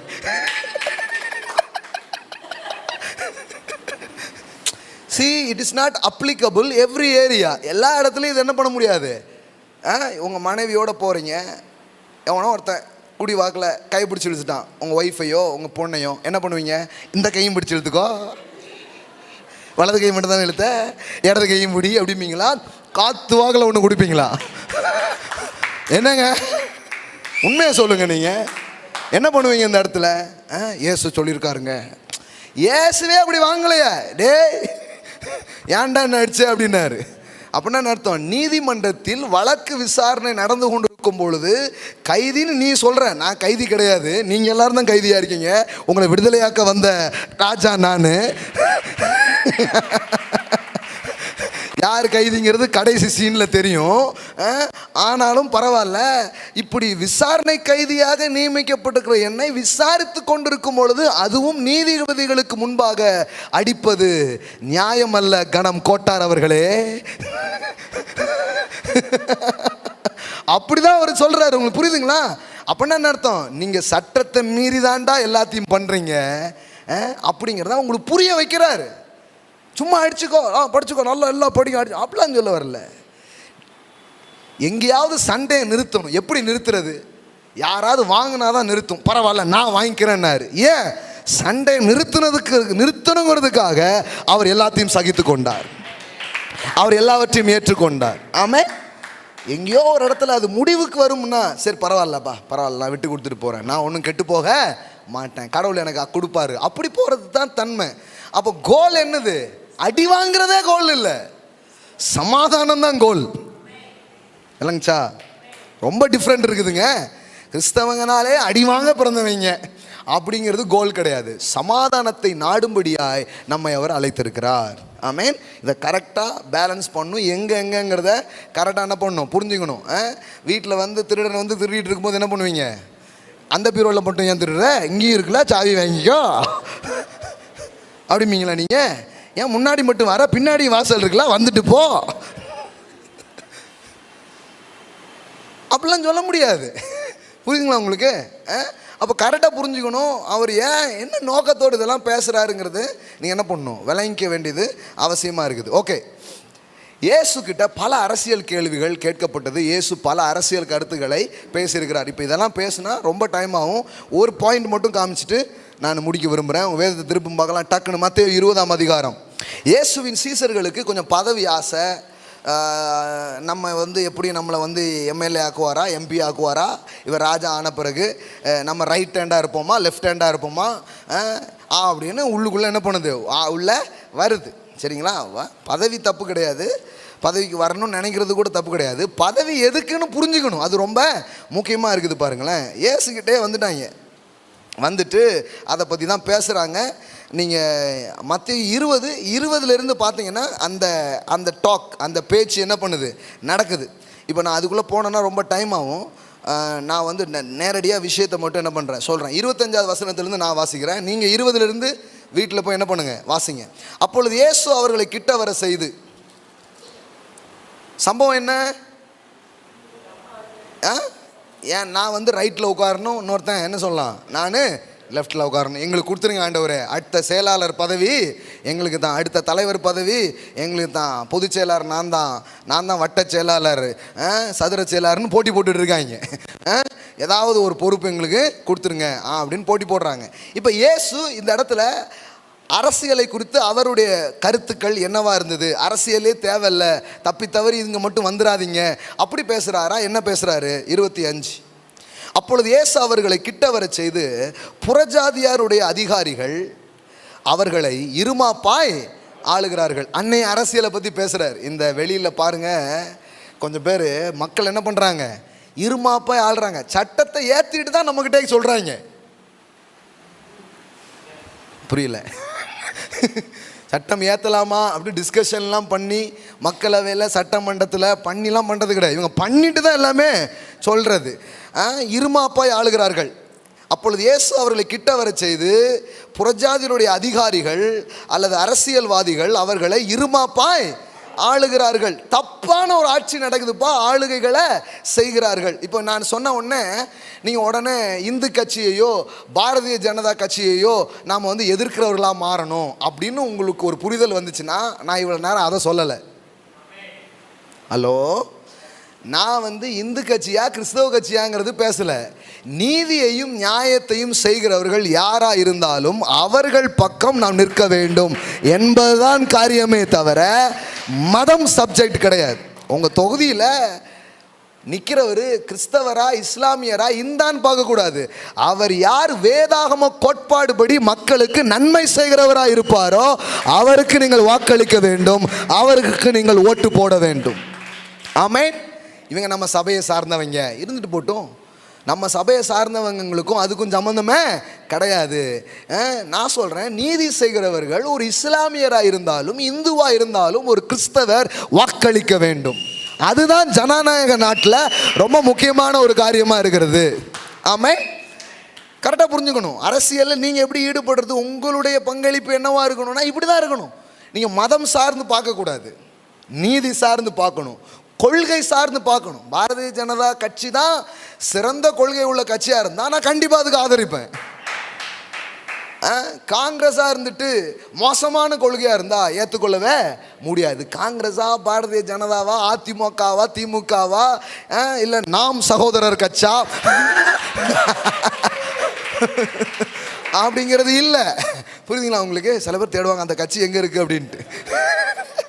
எல்லாம் அப்படியே சொல்லி விட்டுருணும்ல.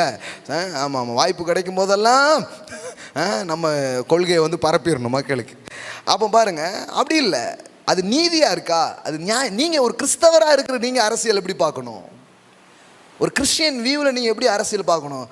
நம்ம ஜாதிக்காரன், முதல்ல அந்த புத்தியை முதல்ல மாற்றணும். ஜாதிக்காரன் ஓட்டு போட்டேன்னா நீங்கள் இன்னும் இந்த அந்த கிறிஸ்தவ பார்வைக்குள்ளே நீங்கள் வரவே இல்லை. ஏன் மதத்துக்காரனும் நீங்கள் போடக்கூடாதுங்கிறேன் நான். இது மதமும் கிடையாது, ஜாதியும் கிடையாது. நீதியும் நேர்மையும் உண்மையும் மக்களுக்கு யார் பயனளிக்கிற வேலையை செய்வார்களோ அவர்களுக்கு நாம் நம்முடைய வாக்குகளை செலுத்த வேண்டியது அவசியமாக இருக்கிறது. ஆமென். இப்போ சில பேருக்கு இப்போ என்ன பேசுனீங்கன்னு கரெக்டாக வந்துடுச்சு, செய்தி வந்துடுச்சு. என்ன வந்துச்சு தெரியுமா? நாங்கள் 2000 ரூபா யார் கொடுக்காங்களோ அவங்களுக்கு தான் பிரதர் போடுவோம், அவங்க எந்த மதத்தை சேர்ந்தாலும் பிரச்சனை இல்லை, எங்களுக்கு ஒரே கொள்கை தான், மணி கொள்கை. துட்டு வாங்கிட்டோம்னா கரெக்டாக இருப்போம்ல.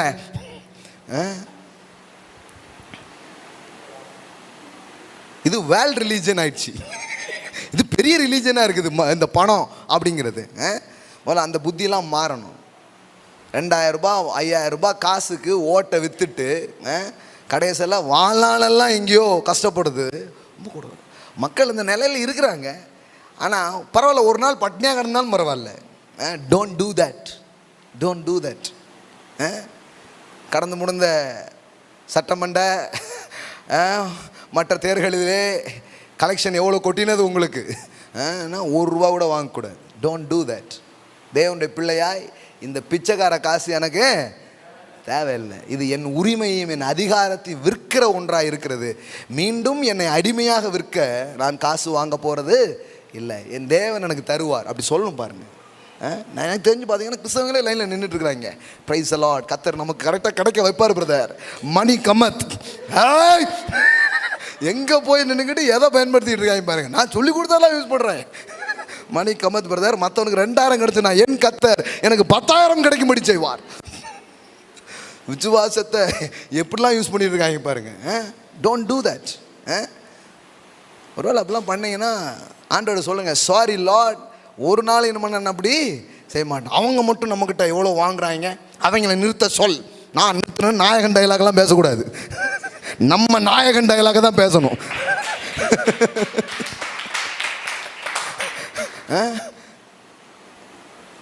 மாற்றங்கள் நம்மிடமிருந்து துவங்கட்டும். எல்லாம் சொல்லுங்க, மாற்றங்கள் நம்மிடமிருந்து துவங்கட்டும். ஆமென். யாரோ ஒருத்தர் செய்யணும்னு நினைக்க வேண்டியதில்லை. நம்மகிட்ட முதல்ல நீங்கள் சிம்பிளாக நீங்கள் என்ன பண்ண முடியும், உங்கள் ஓட்டை நீங்கள் செலுத்த முடியும். எப்படி செலுத்தணும்? மதம் தாண்டி இனம் தாண்டி ஒரு நீதியான காரியங்களை அவர் செய்கிற நபரா என்று பார்த்து ஜெபம் செய்து அதை என்ன பண்ணணும், கரெக்டாக செய்யணும். துட்டுக்காக பண்ணவே கூடாது. அது ரொம்ப முக்கியமான ஒரு ரெஸ்பான்ஸ். ஏன் சொல்கிறாரு, இந்த புறஜாதி தலைவர்கள் மக்களை எப்படி என்ன பண்ணுறாங்க, இருமாப்பாய் ஆளுகிறார்கள் அப்படின்னு அரசியலை விமர்சனம் செய்ததோடு மட்டுமல்லாமல் பெரியவர்கள் அவர்கள் மேல் கடினமாய் அதிகாரம் செலுத்துகிறார்கள் என்று நீங்கள் சீசர்களை பார்த்து கேட்குறாரு, உங்களுக்கும் தெரியும்ல அப்படிங்கிறார். அவர் அரசியல் பேசுறது மட்டும் இல்லை, என்ன கேட்குறாரு, இந்த பெரிய ஆட்கள் என்ன பண்ணுறாங்க, அதிகாரத்தை என்ன பண்ணுறாங்க, துர்பிரயோகம் பண்ணி கடினமாய் பண்ணுறாங்க. ஆனால் நீங்கள் இப்போ இப்போ இப்போ எப்படி பேசுகிறாரு, அதனால் இது தேவையே இல்லை அப்படின்னாரா? இப்போ என்ன சொல்கிறாரு, அதான் பாயிண்ட். இப்போ என்ன சொல்கிறாரு பாருங்க, உங்களுக்குள்ளே அப்படி இருக்க லாகாதுன்னா என்ன அர்த்தம், நீ பதவிக்கு வா, நீ பொறுப்புக்கு வா, நீ அதிகாரத்துக்கு வா, இவ்விதமாய் நீ செய்யாதே. ஏனென்றால் பதவிகளும் பொறுப்புகளும் எதற்காக இருக்கிறது அப்படின்னு சொன்னால், உங்களில் எவனாயிலும் முதன்மையாக இருக்க விரும்பினால் அவன் உங்களுக்கு ஊழியக்காரனாய் இருக்க கடவன். அதாவது 26 வாசிக்கிற, உங்களுக்குள்ளே அப்படி இருக்கலாகாது, உங்களில் எவனாகிலும் பெரியவனாய் இருக்க விரும்பினால் அவன் உங்களுக்கு பணிவிடைக்காரனாய் இருக்க கடவன் அப்படி சொல்லிட்டு, அப்படியே மனுஷகுமாரனும் ஊழியம் கொள்ளும்படி வராமல் ஊழியம் செய்யவும் அநேகரை மீட்கும் பொருளாக தம்முடைய ஜீவனை கொடுக்கவும் வந்தார். What is the purpose of authority? What is the purpose of political? What is the purpose of positions or leadership? It is to serve the people. அதிகாரங்களும் பதவிகளும் தலைமைகளும் எதற்கு இருக்கிறது? மக்களுக்கு சேவை செய்வதற்காகவே அவைகள் இருக்கிறது. சேவை மனப்பான்மை உனக்கு இருக்கும் என்றால் நீ கண்டிப்பா வரணுங்கிறாரு. அந்த மனப்பான்மையோடு நீ பதவிகளுக்கு வர வேண்டும், அந்த மனப்பான்மையோடு நீங்கள் பொறுப்புகளுக்கு வர வேண்டும், அந்த மனப்பான்மையோடு நீங்கள் அரசியலில் ஈடுபட வேண்டும். ஆமென். இங்க இதுவே தப்புன்னு சொல்லல, ராங் ஆட்டிடியூட்ஸ், தப்பான மனப்பான்மையில் அவர்கள் வருகிறார்கள், சுயநலத்தோடு வருகிறார்கள், இருமாப்பாய் ஆளுகிறார்கள். சேவை செய்வது போல வரல, நம்மளை தான் சேவை. இங்கே யாரும் சேவை செஞ்ச மாதிரியே தெரியல. மக்கள் தான் கஷ்டப்படுறாங்களே தவிர அதிகாரிகள் கஷ்டப்பட்ட மாதிரி தெரியல. அவங்களாம் நல்ல சொகுசாக நல்ல நிலையில தான் இருக்க ஆரம்பிக்கிறாங்க. ஆனால் ஏன் சொல்கிறாரு, நீங்கள் அப்படி உங்களுக்குள்ளே அப்படி இருக்க. அப்படின்னா என்ன அர்த்தம்? நமக்கெல்லாம் இந்த வேண்டாத வேலை எதுக்கு அப்படி சொல்ல. நாம் அப்படி இருக்கக்கூடாது. நாளைக்கு நான் எப்படி இருக்கேன் தெரியுமா? ஊழியம் கொள்ள வரல, 12 பேர் இருக்கீங்க, நீங்கள் எனக்கு செஞ்சிட்டு இருக்கீங்களா ஊழியம், 12 பேருக்கு நான் தினமும் ஊழியம் செஞ்சுட்டு இருக்கேன்டா அப்படிங்காரு.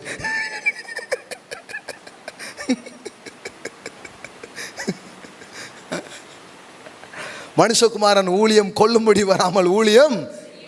So what is the purpose of leadership?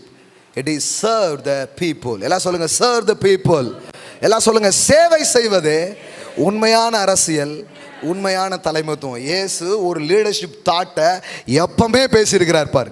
எவ்வளோ உயரிய தாட்டு. அதுக்கப்புறம் எவ்வளோ பேர் சொல்லியிருக்கலாம். ஆனால் 2000 வருஷங்களுக்கு முன்னாடியே இயேசு தலைமைத்துவத்தை பற்றி பேசினார், அதிகாரங்களை பற்றி பேசினார், அரசியல் காரியங்களை பற்றி பேசினார். பேசிட்டு சொல்கிறாரு, நீங்கள் வரும்பொழுது மக்களுக்கு சேவை செய்யுங்கள் அப்படின்னு சொன்னார். எல்லாம் சொல்லுங்க, அரசியல் என்பது சேவைக்கான ஸ்தலம், தலைமை என்பது சேவைக்கான ஸ்தலங்களாக இருக்கிறது. ஏமேன். அதனால தான் எஸ்தர் ராஜாத்தியாய் மாறின உடனே மோர்தெகாய் சொல்லுகிறான், ஒரு அனாதியாக இருந்த உன்னை கடவுள் என்ன ஆக்கிட்டாரு? அரசி ஆக்கிட்டார். கடவுள் பாருங்களேன், அனாதியெல்லாம் அரசி ஆக்குறார். ஆமேன். அரிசி கிடைக்குமா அப்படிங்கிறீங்க, கடவுள் உங்களை அரசி ஆக்குறார். ஆமேன். ஆக்கிட்டு வரலாறை மறந்துட்டா. யாரு? எஸ்தர். இப்போ மோர்தெகாய்னு ஒரு ஆள் தேவைப்படுறார் ஞாபகப்படுத்துறதுக்கு. ஏம்மா, வந்த கதை தெரியுமா? வந்த நோக்கம் தெரியுமா? வந்த இடம் சூப்பர்னு செட்டில் ஆயிட்டியா அப்படின்னு இப்போ என்ன பண்ணுறான்? பேசுகிறான், சொல்கிறான், இக்காலத்தில் மௌனமாக இருந்தால் யூதருக்கு சகாயமும் ரட்சிப்பும் வேறொரு இடத்திலிருந்து எழும்பும்.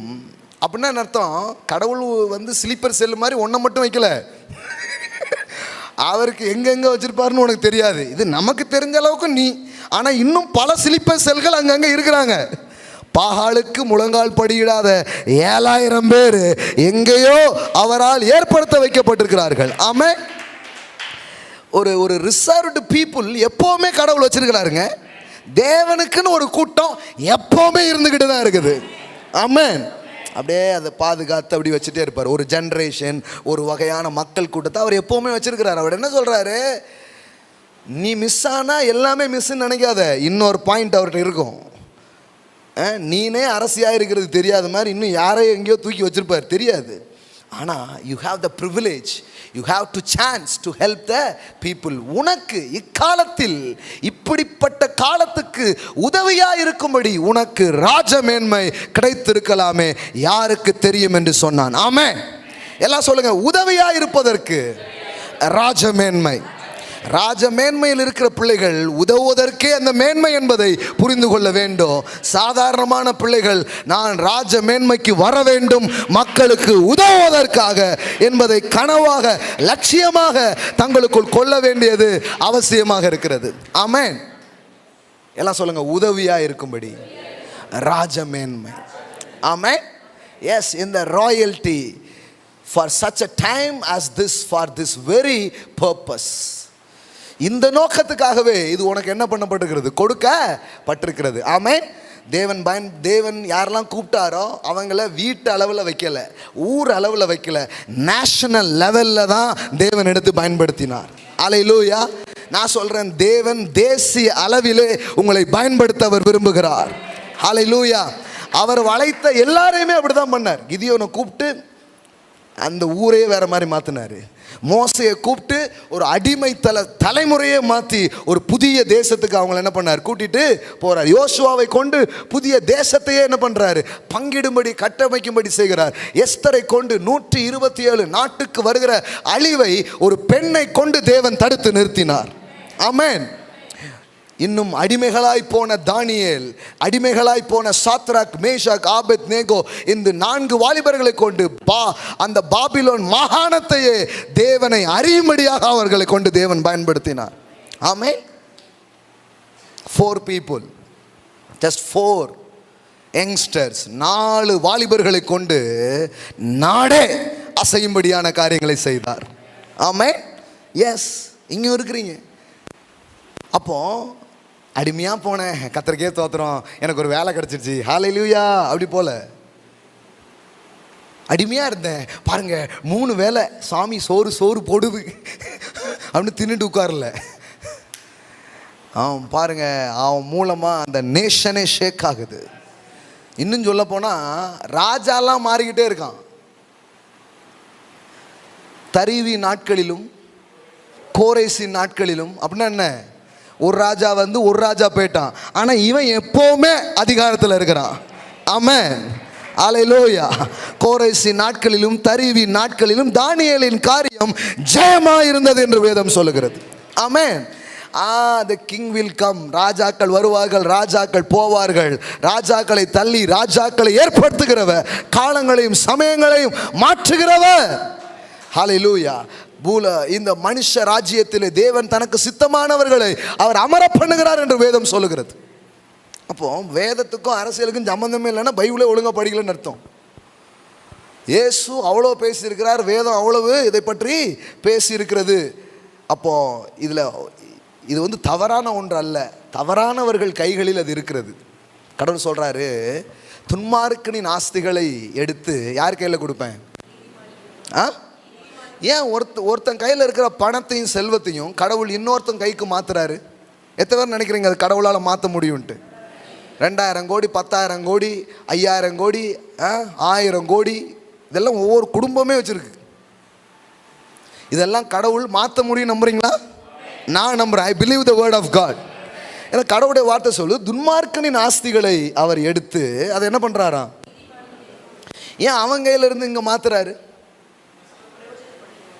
ஏன்னா அங்கே தேங்கி கிடக்கு, குட்டை மாதிரி ஆயிட்டான். இவன் கிட்ட கொடுத்தா நதி மாதிரி பாய ஆரம்பிக்கும். நல்ல நோக்கங்களுக்காக, நல்ல திட்டங்களுக்காக, நல்ல நல்ல காரியங்களுக்காக அது செலவிடப்படும். ஏமே அப்போ கடவுள் பாருங்க, சரித்திரத்தை நீங்கள் வாசித்து பார்த்தீங்கன்னா சில பணம் சில இடத்துல இருந்து சில இடத்துக்கு மாறி இருக்கு. சில பதவி சில இடத்துல இருந்து சில இடத்துக்கு என்ன பண்ணிருக்குது? மாறி இருக்குது. இப்போ எஸ்தர் வர்றதுக்கு முன்னாடி யார் பதவியில் இருந்தா? வஸ்தி. எல்லாம் சொல்லுங்க, வஸ்தி. இப்போ வஸ்தி இருந்த இடத்துக்கு யார் வந்தா? எஸ்தர் வந்தா. ஏன்? அங்கே என்ன நடந்தது? ஒரு ஒரு ஒரு அதிகார பரிமாற்றம் நடக்குது. அவ்வளவு நாள் எகிப்தின் பார்வோனின் மன்னனின் கஜானாவில் இருந்த காசெல்லாம் ஆசரிப்பு கூடாரம் கட்டுறதுக்காக இஸ்ரேல் ஜனங்க கைக்கு மாறிடுச்சு.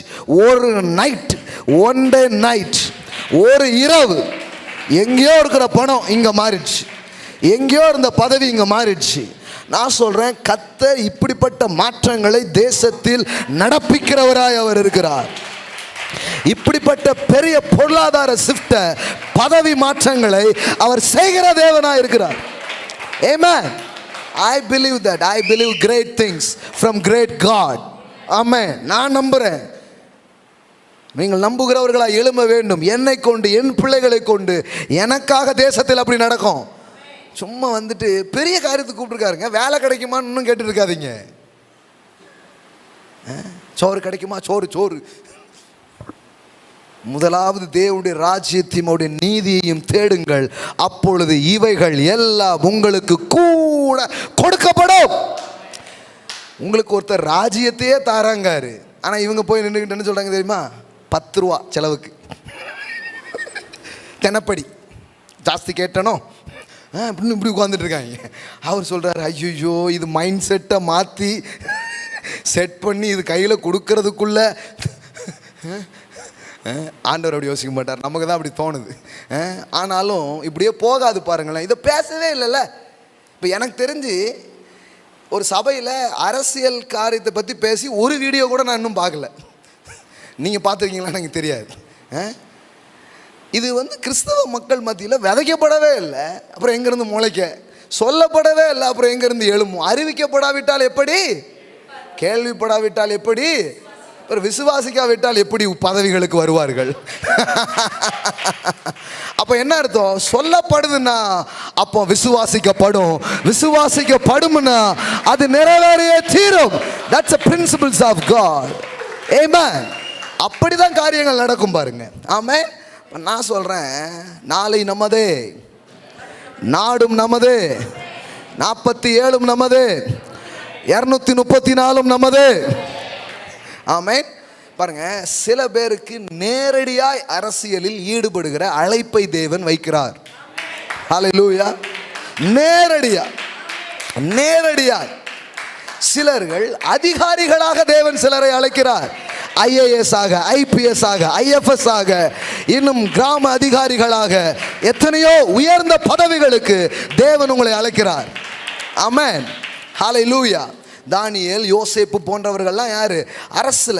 யோசேப்பு பிரதம மந்திரியாவே ஆயிட்டார். தானியேலர்கள் அரசு அதிகாரிகளாக இருந்தார்கள். தேவன் விசேஷ ஞானங்களை அவர்களுக்கு கொடுத்து எத்தனையோ அறிவாளிகளுக்கு நடுவில் இவங்களை அறிவாளிகளை உட்கார வச்சார். எக்ஸலன்ட் ஸ்பிரிட்லாம் கொடுத்தாராம். யாருக்கு? டேனியலுக்கு கொடுத்தாராம். அப்போ தானியேல், நீங்கள் பாருங்கள், பைபிளில் இருக்கிற எல்லாருமே ஜோம் பண்ணிக்கிட்டே இருந்தாங்க. அல்லேலூயா, தோத்திரம் தோத்திரம் தோத்திரம், இப்படியே உட்காந்துட்டு இருந்தாங்க. என்ன போட்டிருக்குது? போய் நாட்டையே ஆண்டு இருக்கிறாங்க.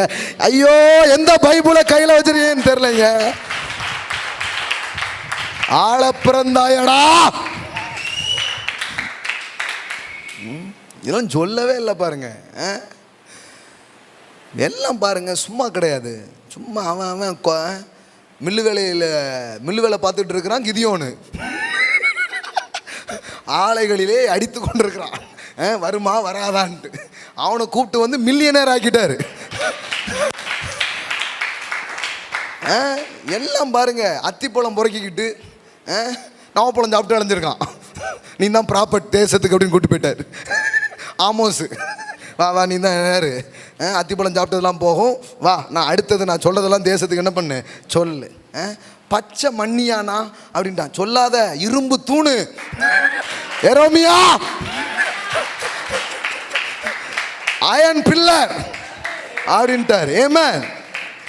ஆமா, நீ பாரு, எல்லாம் பிடுங்கவும் நாட்டவும் கட்டவும் நான் உனக்கு அதிகாரத்தை கொடுக்குறேன், உன்னை சிறு பிள்ளைன்னு சொல்லாத அப்படின்ட்டார். வாயிலேடி வாயிலேடின்ட்டார்.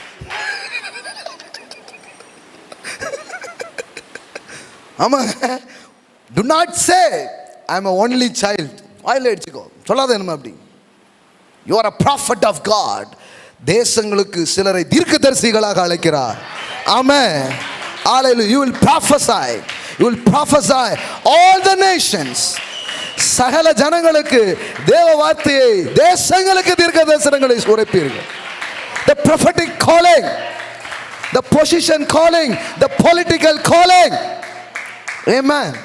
கர்த்தர் அழைக்கிறாருங்க. உங்களை எடுத்து அம்பா ஆயுதமா அவர் பயன்படுத்த அவர் விரும்புகிறார். ஆமென்.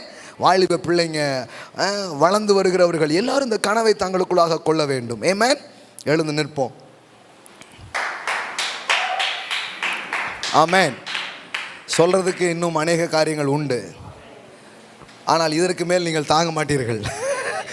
பசியை சொல்லவில்லை, அது சற்று இருந்தாலும் கொள்ளளவு இவ்வளோ போதும். இன்னொரு தருணத்தில் நம்ம பேசுவோம் இந்த மாதிரி நிறைய மேட்ரு. எத்தனை பேருக்கு புரோஜனமாக இருந்துச்சு? ஹல்லேலூயா. அது மட்டும் இல்லை, இப்போ நான் இந்த வார்த்தைகள்லாம் பேசும்போது உங்கள் ரெஸ்பான்ஸ் என்னவாக இருக்கணும் அப்படின்னா, ஒரு வாக்காளராக எப்படி வாக்களிக்கணும் உங்களுக்கு சொல்லிட்டேன். அது மட்டும் இல்லை, நீதி நியாயம் சில நல்ல காரியங்களில் நாம் கொஞ்சம் மாடலாக இருக்க வேண்டியது அவசியம். அரசியலை விட்டு ஒதுங்கி நிற்காதீங்க. தேவன் உங்களை அழைப்பார்னா நேரடியாக சிலர் என்ன பண்ணலாம், அதில் ஈடுபடும்படி வரலாம். கர்த்தருடைய அழைப்புகள் இருக்குது. ஆளுகையின் சில பேரை பிஸ்னஸ் மேனாக அழைக்கிறாரு, சிலரை பொலிட்டிஷியனாகவே அழைக்கிறாரு. அது ஒரு அழைப்பு தான். எஸ், ராஜாவாக அபிஷேகம் பண்ண என்ன அர்த்தம்? இன்னைக்கு மாடலில் அரசியல் தலைவனாக அவன் என்ன பண்ணு, அபிஷேகம் பண்ணு என்பதுதான் அர்த்தமாக இருக்கிறது. நான் ஈடுபடலாமான்னு கேட்குறாங்க. நான் சொல்கிறேன், எல்லாருக்கும் ஒவ்வொரு அழைப்பு வச்சுருக்கா. It's a calling. பல அழைப்பில் அரசியலில் ஈடுபடுவதும் ஒரு அழைப்பு என்பதை இன்றைக்கு பதிவு செய்கிறேன். எஸ், இது இன்றைக்கு பதிவு செய்யப்படட்டும். அதுவும் ஒரு அழைப்பாக இருக்கிறதுங்கிறத கூட சொல்லலை. அதான் பிரச்சனை. இப்படி ஒரு அழைப்பு இருக்கிறது அப்படிங்கிறத சொல்ல மறந்துட்டாங்க. அதனால கீழே உட்கார்ந்துக்கிட்டு, கர்த்தாவே, ராஜாக்களின் இருதயங்கள் உம்முடைய கரங்களில் இருக்கும் நீர் கால்களை போல் இருக்கிறது, அந்த இருதயத்தை நீர் தொடுவீராக.